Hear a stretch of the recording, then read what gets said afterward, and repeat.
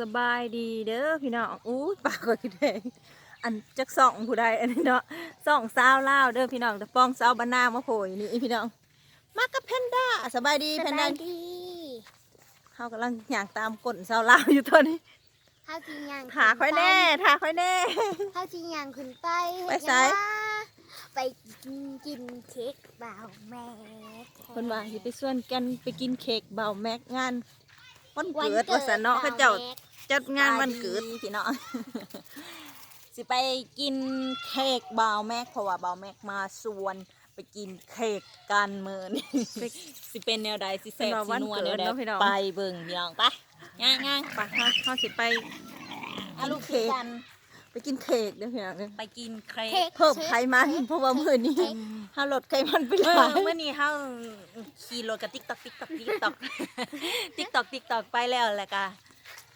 ไขมันเฮาก็สลายไป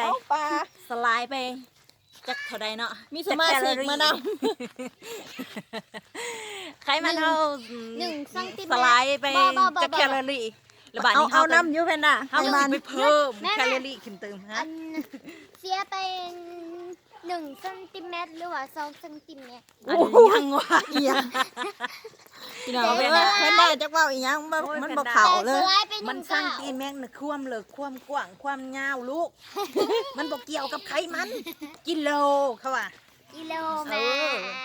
กิโลเมตรน่ะมันคือย่างแล้วกิโลซื่อๆกิโลคือน้ำหนักลูกกิโลเนาะพี่น้องอย่างเป็น100 100 9อย่างถึงเพื่อนบ่าวแมทแม่น109แม่นดิบ่เป็นด่ามุกอ่ะพี่น้องเป็นด่าน้ำมุกอะไรเมื่อนี้ถ้าสิไปเพิ่มไขมันสิไปเพิ่มเนี่ยได้กระถาเบิ้งพี่น้องเพราะว่าแพนด้าน่ะบ่เป็นยังแพนด้าน่ะกินเท่าไรแพนด้ากระโบอ้วนเหยียบขี้งูอ่ะมือกล้องสั่งเป็นคนถือกล่องกับไผ่เหยียบขี้งูพี่น้องแม่กินะนเท่าได้กระโบอ้วนคนดีบอกใส่คนอ้วนแล้วนี่บอกตายแล้วมันบอกสิแม่มันว่ามันบอกสิไปว่าบอกสิแม่บอกสิคนอ้วนแถวนี่บอกเนาะจ่อยเอ้ยกำลังสีหอดแล้วพี่น้องกำลังสีหอดแล้วพี่น้องเหลือเท่าไหร่ก่อน39 1 2 3 4 5 6 7 8 9 10 11 12 13 14 15 16 17ลูกหลาน19ลูกหลานใช่ป่ะโบมาหอดทีใส่แพนด้าเลี้ยวมึงดูหาลูกหลานบกล้ามาเดี๋ยวเป็นน่ะ30กล้ามาถึงได้ฝากพี่น้องไปติดตามมึงเด้อพี่น้องเด้อน้องเอ้ยมาหอดเฮือนงานแล้วพี่น้องเฮือนงานฉันว่าจัดงานวันเกิดส่วนว่ากินเค้กว่าซั่นเนาะจักสิเป็นแนวใดเด้อพี่น้องเด้อมาติดตามหลับชมกันเด้อพี่น้องมาโทษอีหยังเนาะนะมาโทษของแม่ซื้อให้วันเกิดเฉลยมาโทษเสื้อซองเบิ่งเฮาบ่แม่นเจ้าของวันเกิดแต่เฮาสิเบิ่งก่อนเฮาสิเบิ่งก่อนเจ้าของวันเกิดเนาะเต้นแม่ซื้อผู้เอื้อยยังสิ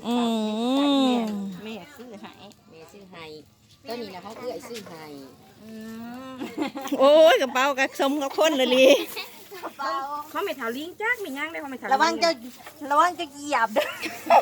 เด็กเขาไม่เท่าลิงจ้ะของไผนี่ไผของเจ้าวะนี่นะแม่ซื้อผ่านมาเถิงจำอินน่ะถ้าว่าผ่าถุงบัวเสือลายดอกลายดอกสีชมพูอีกพี่น้องเอ้ยแม่ให้เอ้ยใส่ซะบ่ให้เล่นใส่เครื่องโตเป็นสาวเลยเอาไว้ใส่สงกรานต์เด้อนี่เด้อเอาไว้ใส่เล่นสงกรานต์ลายดอกนะยังอีกนะกางเกงนี่ผู้ชายแต่ว่าเกงในประจักษ์บ่ต้องโซ่เกงในเนาะ ผู้นั่นเกิดใส่เค้กเปิดกล้องเลยนะเจ้าก างเกงแดง ตึงอันนี้มาเบิ่งก่อนเด้อ ลองไหมนะลองได้เลย มาเบิ่งแคกนี่คือเค้กของบ่าวแม็กบ่าวแม็กฝั่งลาวเด้อพี่น้องแม่น้องหวีกับสาวแตก ถ่ายรูปไปแน่ถ่ายรูปไปแน่ ฝากกันเด้อฝากกันเด้อ ตากล้องเหยียบมาเนาะ ไอ้เอี้ยงแหนนบ่เห็น ตากล้องไง มาหน่อยก็ น้อยข้างน้อยแน่ครับ โอ้ยคือบ่เห็นอ่ะ เอาใกล้ เดี๋ยวไก่แห้งแล้วไก่แห้งแน่บ่เห็น โอ้ยผู้อันนี้ก็หา เจ้าถือเนี่ยแป๊บหนึงอันค่อยถ่ายบ่ได้อันนี้นะถ่ายรูปแม่น้องหวีแน่เราอยากเห็นเค้ก เอามาบัดนี้ถ่ายรูปกัน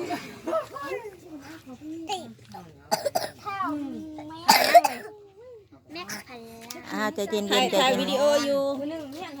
ถ่ายวิดีโออยู่ ชื่อว่าแม็กพัง ลาว ว เบิ่งไปป้องสิถ่ายให้แม่น้องหวีพี่แม่น้องหวีเป็นคนถือ ถ่ายบ่เป็น เป็นคนถือเค้กอยู่ตอนนี้ เดี๋ยวแนมกล้องแม่น้องวิ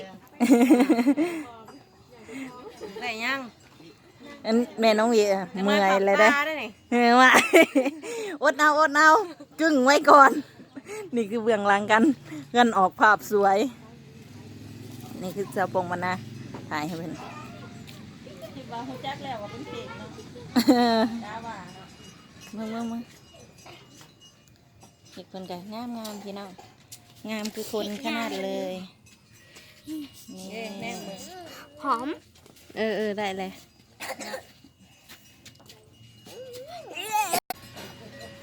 โอ้เก่ง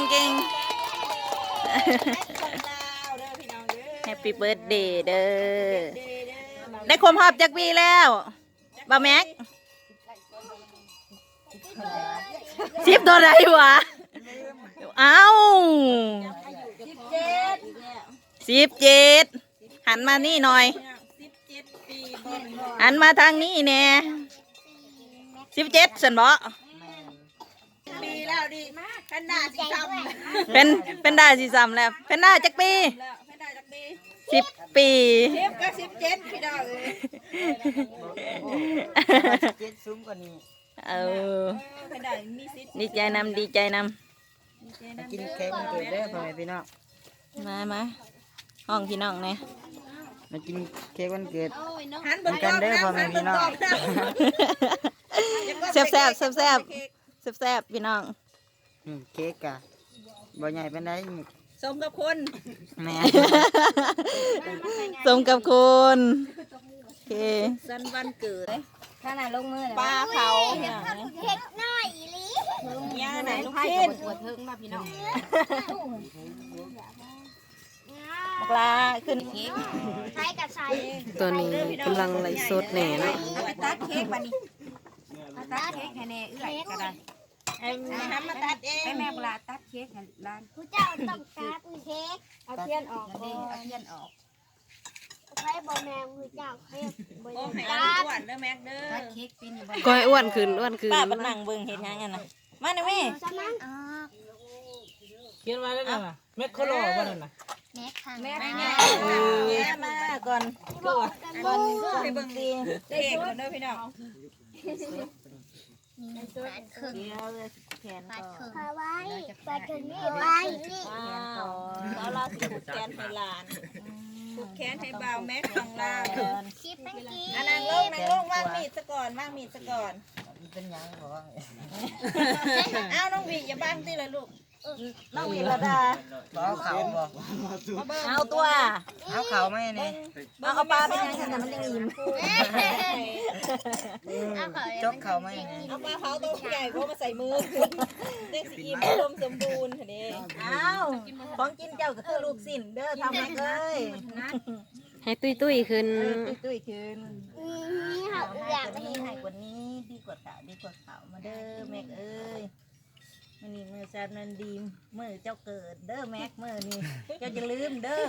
เจ้าได้ใส่บาทอยู่บ่ ไม่ใส่ ไม่ได้ใส่กับบ่เป็นหยัง มืออื่นเด้อมืออื่น บุญแหละเอา มื้ออื่นลงไปใส่พอดีถือวันศีล กัน มือวันศีลเด้อมืออื่นลงไปใส่บาตรเด้อไปใส่บาตรอยู่งานอันนั้นเขา โอ้ยแม่ทางลาวก็บ่เคยจัดงานวันเกิดลูกหลายคนล่ะพี่น้องเอ้ย อ้าวให้ ตื่ ดี นเต้นตื่นเต้น สบายดีกันงานหลับลื่น เราไม่ได้จับแม็กเลย เล่นงานเป็นปีดีเด้อเลิกงามยามดีมือใดงามยามดีได้นี่ทำเองเด้อ สื่อภาษาไทยหรือ อังกฤษ เด้อไว้อีแม่นั่งใส่ตัวไหนเนาะ อีเมลที่ใส่ ใส่ใบแดงเด้อบ่ใส่ใบหมุนวะเนาะหำ ใบหมุนเอาไว้ก่อน ไปมันไม่ใช่ให้ลูกไข่ ใส่ให้ลูกไฟนี่แผ่พวกแกนอยู่บ่ ม่วนมาแฮปปี้เบิร์ธเดย์บ่าวแม็ก บัดนี้ลูกใส่ควันมา เอาจะเมาบัดนี้ยังบัดนี้อยู่ดีมีแห้งแล้วมาป้าเข็มแค่นี้ให้เก่งเซ็งให้ได้เพิ่นป้าอาศัย เดินแม่ ปันมีให้พี่ปันตูนได้บาทนี้ได้บ่ให้จอยคือเก่า บ้านแล้วมันสิอึงลืม ว่ามาขนาดนั้นยอดยิ้วสูงๆเด้อว่ามาแค่ กินกันยังป่ะ มาป้าอ่ะกินลูก กินมาแข่งกับยัง ให้ได้ตัดให้บ่ โดย ไปไปไม่ใหญ่ผูกกันบอก ยังไงมีใหญ่ปลูกให้บ่ มีแต่คนวะ มีใหญ่แล้วก็นางอยู่ตึงไกล หลายคน เดี๋ยวเอาน้ำละไผ่นี่ เอาให้ตั้ง5,000ผู้เด้อนะโดยขะหน่อย ผูกเอาแขนปีแรกที่แค่ โอ้โดยขะหน่อย แต่การนะบ่มีแค้นเนาะ ตะกี้ผูกแขนมีอยู่บ่แขน มีอยู่นะ แต่บ่ได้ผูก ไม่ได้ผูกเนาะพี่ดีกะคือว่าเป็นเลิกงามยามดีเนาะ เลิกงานยามดี เฮ็ดยูทูบของพ่อให้ผ่านไวๆตั้งมุกตั้งใจเด้อหน่อยกับพะโลตั้งมุกตั้งใจเด้อบานนี้เด้อเป็นกำลังใจให้บ่าวแม็กฟังลาวนี่เด้อพี่น้องเด้อเฮ็ดหยังก็ขอให้เจริญรุ่งเรืองเนาะประสบผลสำเร็จในทุกอย่างที่ทำเนาะพี่น้องเนาะคิดลูกกะ ข้าวของกัน ให้แม่ใหญ่ผูกกัน ให้ไม่ใหญ่ครูใครเนาะ ร้านบ่ได้อยากเฮ็ดได้เห็นยังดอกอยากได้พ่อน่ะแม่ใหญ่ ยับจุ้ง เด้อแม่เอ้ยมีใหญ่ตู้มีลาผูกแขนหับจับแขนเงาให้จำปันมีให้เจ้าพี่ปานตุ่นเด้อแล้วให้เจ้าอยู่ดีไม่ เงี้ แน่ ย เล ก็ ย จุ่มพูน ให้ลุงให้เรื่องแล้วแม่ยังใช้เงินนั่นนะไปทางใต้นี่ทางเนื้อไปทางเนื้อมีผู้ใหญ่ให้ เห็นหุงอยู่บ่ป้า เองมันใช่ให้อ่างทงเด้อเดี๋ยวมันยืนมันคนมาที่บ้านตุ่น สมพรปากนี่ตู้ ไม่ใหญ่ก็ไม่ใหญ่ครับเป๊ะ โอ้มาทางนี้กำลังตัดเค้ก รอใจเย็นเป็นกำลังใจให้น้องแม่อันเฮ็ดยังกะขอให้ประสบความสำเร็จเนาะรอบหน้ามันเกิดของบ่าวแม่ แม่ให้ไปเอาตัวนี้ เป็นกำลังใจให้แม่ ย่านแม่บ่ได้กิน โอ้โดย ย่านแม่บ่ได้กินให้แม่อ้องตัวนี้เด้อว่าซั่น ไม่ใช่ให้แม่วงตัวใดน่ะ ใส่กระเพราเด้อ พูด สิกินแต่เจ้าน่ะบ่ลูกโอ้น้องหวีนี่เมา เซลด้วยพี่น้อง เมาเค้กมาแม่ บ่ายนี่ คนก็มาซุ่มแซวอย่างหลงหลายเนาะ เอาบาทนี้ยังเหลือ สลอ 4 ง สิ้น วันเกิดบ่แม่ เอาเจ้าของวันเกิดแน่เจ้าของวันเกิดอยู่ไสแหละถวย เอาเจ้าของวันเกิดมาเอาแล้วแม่เค้กนี่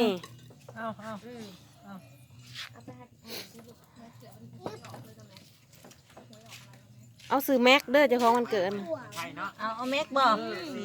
โอ้ยแม็กบ่ได้ซ้ำเรากำลังแบ่งเค้กเนาะเอาแบ่งไปกินทั้งน่ะเนาะไม่ใช่เบิ่งหันเค้กเอาอีกลูกร้านร้ายขนาดเนาะลูกเต็มบ้านร้านเต็มเมืองแล้วเนาะแม่ใหญ่จ่อย ดีแนวนี้นั่นอยากได้หลายๆแนวนี้แหละ แม่ใส่ยัง ยามดำหน้าแห่งอยากได้หลาย ยามดำหน้าให้อยากได้หลาย หรือดำสองเถายามดำหน้า ยามดำหน้าดำสองเขาอะยังสองสิ้นไปเลยเด้อพี่น้องเอ้ย 2 สิ้น ฝากช่วยไลค์ช่วยแชร์เนาะกด Subscribe เป็นกำลังใจให้แม็กฝั่งลาวนี่เด้อ บาย โอ้มาเด้อพี่น้องเอ้ยไปแล้ว ไปกับไป เจ้าของวันเกิดก็อยากไปอยู่เฮียงพอ เออพอเพิ่นนั่งพอเพิ่นนั่งทั้งนั้น แม่น บ่มีหมองลงมันล่ะ เจ้าของวันเกิด อีบอบาย เบิ่งชิมสีชมพูนี่ ขอมาขอมาเอื้อกันนี่ อันนี้มานั่งกินเค้กบ่แม็กอันนี้ก็ได้ บวง มาบาทนี่เพิ่มแคลอรี่เนาะพี่น้อง เพิ่มความตุ้ย ว่างพี่ โดยตุ้ยความแซ่บความนัว ได้ชื่อ นุ่ง แม่ ได้บัดนี้ได้ อ๋อ ได้สื่อบ่แม็ก กินเสือบ่แม็กบ่หน่วยผู้ตื่นเต้น ไม่ได้ไปกินเค้กเนาะ มีผู้ตื่นเต้นมากินอันเค้กบ่แม็ก ได้กินเค้กบ่แม็ก กินเสือบ่แม็กอีกเอ้ย กินเค้กบาวแม็กมือนี่ เอาปีละเทื่อแล้วเนาะ บ่แม็กฮะเกิดมื้อนี้เลย ปีละเทื่อเนาะแล้วสิ เกลือได้ลูก ให้กินคู่มื้อก็บ่ได้แล้วเนาะ แต่ละปี แล้วยังยัง แล้วฮะก็เกิดปีนี้ บ่แม่ฮักก็เกิดบ่แม่ฮักก็เกิดลูก มากิน จังหวะ กิ เดี๋ น ยว ก่อน เดี๋ยวปิดเสียซะก่อนกินกูมือ กินก่อนพอใจก็จะกินหยังอันนั้น ตอนนี้สาวเล่าวก็เริ่มเพิ่มไขมันเนาะพี่น้องเริ่มไขมันว่าเป็นหยังเต็มใจ เต็มใจ เต็มใจที่ต้องเพิ่มสิเพิ่มไขมันบ่เต็มใจสิตุ้ยเนาะ